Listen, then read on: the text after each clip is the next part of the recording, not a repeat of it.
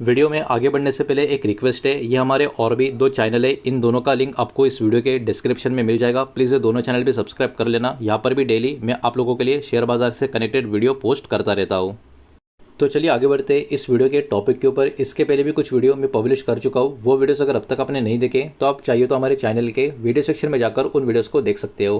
तो देखिए फिर से एक बहुत ही बड़ी खबर यहाँ पर निकल कर आ रही है, और कुछ दिन पहले हमने डिस्कस भी किया था कि जो भी अच्छी खबर अमेरिका ईरान से कनेक्टेड हमको देखने को मिल रही है उसके ऊपर बहुत ज़्यादा खुश मत होना। बिकॉज ये कंडीशन ऐसी है, खबर अच्छी आ जाएगी लेकिन वो कब तक टिकेगी कह पाना काफ़ी मुश्किल है। और आप देख सकते हो फिर से एक बहुत ही खराब खबर यहाँ पर आती हुई नजर आ रही है। बिकॉज अमेरिका ने यहाँ पर एक क्लियरली सिग्नल दे दिया है एक मजबूत मिलिट्री एक्शन का ईरान के अगेंस्ट। इसके ऊपर एक बहुत ही बड़ा अपडेट यहाँ पर निकल कर आ रहा है। तो इसके कारण भी मार्केट का माहौल खराब होता हुआ हमको देखने को मिल सकता है। एक बहुत ही बड़ी रिपोर्ट है, इसको सिंपल वे से यहाँ पर हम समझने की कोशिश करेंगे।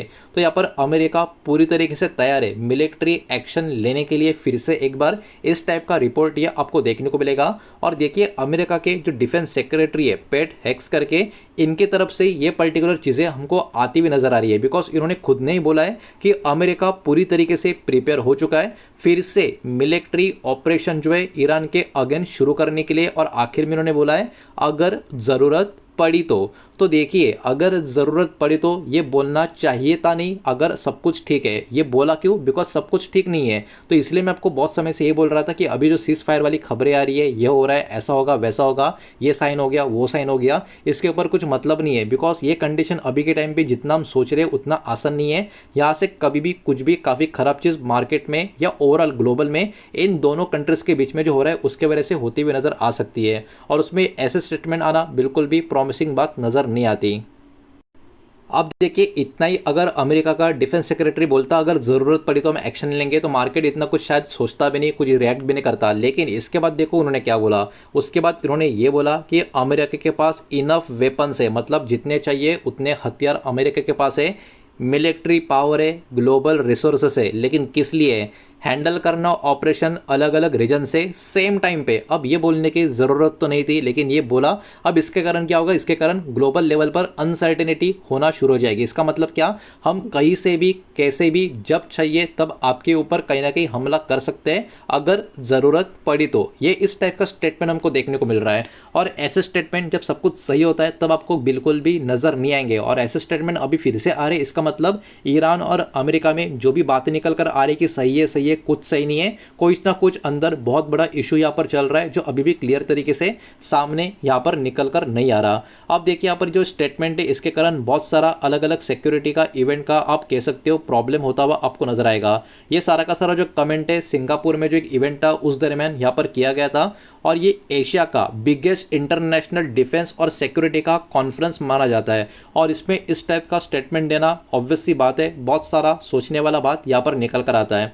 अब देखिए बहुत बड़ा इशू यहाँ पर ईरान का जो न्यूक्लियर प्रोग्राम है उसको लेकर है। बाकी सारी चीज़ें एक तरफ और ईरान का जो न्यूक्लियर प्रोग्राम है वो एक तरफ। और मैं अभी भी आपको बोल रहा हूँ जब तक अमेरिका पूरा का पूरा श्योर हो नहीं जाता कि ईरान के पास न्यूक्लियर प्रोग्राम का अब कुछ भी बचा नहीं है आगे लेकर जाने का, तब तक ये पर्टिकुलर प्रॉब्लम बिल्कुल भी सॉल्व होने वाले नहीं है। बाकी सब छोड़ दो, बाकी ईरान का मतलब अमेरिका को ईरान से कुछ लेना देना नहीं है। अमेरिका को सिर्फ ये चाहिए कि किसी ना किसी तरीके से इनका जो न्यूक्लियर प्रोग्राम है उसको पूरी तरीके से खत्म कर दे, या फिर से उनको बनाने का चांस मिलना ही नहीं चाहिए। यही अमेरिका का मेन गोल है। और जब तक ये होगा नहीं तब तक अमेरिका ईरान को छोड़ेगा नहीं, ये बात एकदम क्लियर है। तो यहाँ पर यही पॉइंट मेंशन किया गया कि यहाँ पर जो फोकस है ईरान का न्यूक्लियर प्रोग्राम के ऊपर ही बना हुआ है। और अमेरिका कंटिन्यूसली रिपीटेडली यही बात कर रहा है कि वो बिल्कुल नहीं चाहता कि ईरान डेवलप करे किसी भी तरीके से न्यूक्लियर वेपन को। बिकॉज एक बार डेवलप हो गया तो फिर क्या करेंगे? तो कुछ नहीं कर पाएंगे, ये बात भी है। तो अमेरिका ने यही बात बोली है कि ये सारी चीज़ों को यहाँ पर ग्लोबल सिक्योरिटी के लिए कहीं ना कहीं इनका मेजर प्रायोरिटी है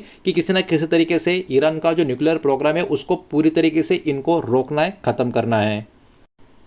अब देखिए इतनी सारी ऐसी बातें करने के बाद आप क्या एक्सपेक्ट करोगे? क्या आप ये एक्सपेक्ट करोगे कि इसके बाद ये पॉइंट आएगा, डिप्लोमेसी की बातें अभी भी कंटिन्यू हो रही है और ये पॉइंट आ भी गया तो किसको रिलीफ मिलने वाला है? ये बात आप समझो। मतलब एक तरफ एक दूसरे को चाटे मार रहे हो, दूसरे बाजू में कह रहे हो कि हम दोस्त हैं, तो होता रहता है। तो ये बिल्कुल सही बात तो नज़र नहीं आती। तो इसके कारण भी मार्केट में आने वाले समय में अनसर्टेनिटी बढ़ती हुई हमको नज़र आ सकती है। तो इस पॉइंट में यहाँ पर यही मेंशन किया गया है कि हालांकि टेंशन अभी भी दोनों कंट्रीज़ के बीच में बहुत ज़्यादा देखने को मिल रही रही है, लेकिन डिस्कशन यहाँ पर पॉसिबली डिप्लोमेटिक एग्रीमेंट्स के ऊपर बनी हुई है। वाशिंगटन तेहरान मतलब वही अमेरिका ईरान के बीच में अभी भी इसके ऊपर बातें चल रही है। अब क्या बातें चल रही है उनको ही पता, बिकॉज जो बाहर आ रहा है वैसा तो हो तो नहीं रहा, उसका उल्टा ही कुछ ना कुछ होता हुआ हमको यहाँ पर देखने को मिल रहा है। अब चलिए आगे बढ़ते हैं और भी कुछ डेटा इस रिपोर्ट में मेंशन किया है उसको भी समझ लेते हैं, लेकिन उसके पहले वीडियो को लाइक कर देना, वीडियो को शेयर कर देना। पहली बार चैनल पर आ चुके हो तो चैनल को भी सब्सक्राइब जरूर कर देना। आप देखिए ईरान अमेरिका का एक बात, लेकिन यहाँ पर इंडो पैसिफिक का जो स्ट्रैटेजी है और चाइना के ऊपर का जो फोकस है इसके बारे में भी यहाँ पर बातें निकल कर आ रही है। अब देखिए अमेरिका का चिंता सबको, मतलब अमेरिका को सबका चिंता पड़ा हुआ है, उनको खुद का नहीं दूसरे लोग क्या कर रहे हैं उसमें बहुत इंटरेस्ट होता है। तो यहाँ पर चाइना का जो इन्फ्लुएंस लगातार बढ़ता जा रहा है उसके ऊपर भी इनको चिंताएं यहाँ पर देखने को मिल रही है। अमेरिका ने यहाँ पर यह भी बात किया है कि यहाँ पर इनको कहीं ना कहीं बैलेंस मेंटेन करना है, कहाँ पर इंडो पैसिफिक रीजन में, बिकॉज चाइना का इन्फ्लुएंस इस रीजन में बहुत ज़्यादा बढ़ रहा है जो अमेरिका के लिए एक चिंता का विषय है। अब देखिए ये भी अपने आप में थोड़ा हंसी वाली बात निकल कर आती है कि पूरी दुनिया में जहाँ पर कुछ भी होता है वहाँ पर अमेरिका को कंसर्न वाला ही पर्टिकुलरली सिनारियो नज़र आ जाता है। अमेरिका ने यह बोला है कि no single country should dominate the region, मतलब भले ही अमेरिका पूरी दुनिया में जब चाहे जो चाहे वैसा करे, लेकिन कोई एक कंट्री किसी एक रीजन में अपने आप को एस्टेब्लिश बिल्कुल कर नहीं सकते। यहाँ पर मैं चाइना की कोई तारीफ नहीं कर रहा हूँ, लेकिन अमेरिका का जो ये बिहेवियर है टुवर्ड्स अदर कंट्री ये बिल्कुल भी सही डायरेक्शन में नहीं जा रहा। इसके कारण ही हो सकता है आने वाले समय में बहुत सारी ऐसी चीज़ें हमको होती हुई नजर आए जो हमने कभी शायद सोचे भी ना हो।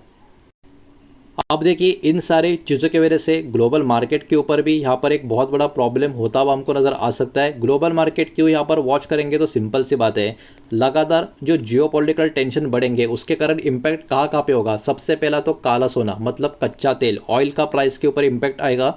उसके अलावा डिफेंस सेक्टर के स्टॉक के ऊपर हो सकता है पॉजिटिव इम्पैक्ट आता हुआ नजर आए। उसके साथ ग्लोबल ट्रेड का सेंटिमेंट खराब होता हुआ हमको देखने को मिलेगा, बिकॉज स्ट्रेट ऑफ हॉर्मुज़ भी इससे बहुत ज़्यादा कनेक्ट आपको नजर आएगा। इसी के साथ साथ सेफ हेवन एसेट जैसे कि गोल्ड की बात करें, इसमें भी हमको हो सकता है उछाल देखने को मिल जाए। तो देखने वाली बात होगी ग्लोबल लेवल के ऊपर किस तरीके का रिएक्शन आने वाले समय में इन सारे डेवलपमेंट्स के ऊपर आता हुआ हमको देखने को मिलता है या नहीं मिलता। अब देखिए मिडिल ईस्ट का स्टेबिलिटी अभी के टाइम बहुत ज़्यादा इंपॉर्टेंट क्राइटेरिया यहाँ पर बना हुआ है। किसी भी तरीके का टेंशन यहाँ पर अगर फिर से ईरान या आप कह सकते हो मिडिल ईस्ट में बनता हुआ नजर आ गया तो फिर से ग्लोबल एनर्जी मार्केट में एक बहुत ही बड़ा ऑयल से कनेक्टेड प्रेशर क्रिएट हो सकता है। और एशिया पैसिफिक कहीं ना कहीं अभी के टाइम पे बहुत ही ज़्यादा क्रूशल स्टेज पे खड़ा है। कोई एक पर्टिकुलर चीज़ अगर यहाँ पर इस रीजन में ट्रिगर हो गई तो ऑब्वियसली बात है उसका पूरा का पूरा इम्पैक्ट सिर्फ और सिर्फ एशिया पैसिफिक नहीं पूरी दुनिया को भुगतना पड़ेगा, बिकॉज बहुत सारे अलग अलग इशू यहाँ पर खड़े हो सकते हैं। कच्चे तेल से लेके इन्फ्लेशन तक बहुत सारी चीज़ें यहाँ पर गड़बड़ा जा सकती है। तो ओवरऑल ये रिपोर्ट, ये खबर अपने आप में काफ़ी इंपॉर्टेंट थी, काफ़ी ज़रूरी थी, और ये खबर से इतना समझ में आ जाना चाहिए कोई भी अच्छी खबर अगर आ भी जाती है ईरान और अमेरिका के बारे में बिल्कुल भी खुश होने की आवश्यकता नहीं है, बिकॉज अब तक ना जाने कितनी सारी अच्छी खबरें आई लेकिन उसका कुछ नहीं हुआ। मैक्सिमम जो खबरों ने डोमिनेट किया वो बैड न्यूज़ ने डोमिनेट किया है ईरान और अमेरिका की। तो इसलिए यहाँ पर इन सारे बातों के ऊपर भी आपको ध्यान रखना चाहिए। सारा का सारा डेटा एजुकेशनल इन्फॉर्मेशनल पर्पज़ के हिसाब से ये पब्लिकली अवेलेबल रिपोर्ट जो है, जो ऑफिशियल स्टेटमेंट्स यहाँ पर हमको देखने को मिल रहे थे वही मैंने आपके सामने प्रेजेंट किया है। किसी भी तरीके का इन्वेस्टमेंट का एडवाइस या स्टॉक का रिकमेंडेशन मैंने आपको दिया नहीं है, ये बात भी यहाँ पर आप ध्यान में रखें। उम्मीद करता हूँ वीडियो समझ आया होगा, पसंद आया होगा तो वीडियो को लाइक करें, दोस्तों से शेयर करें।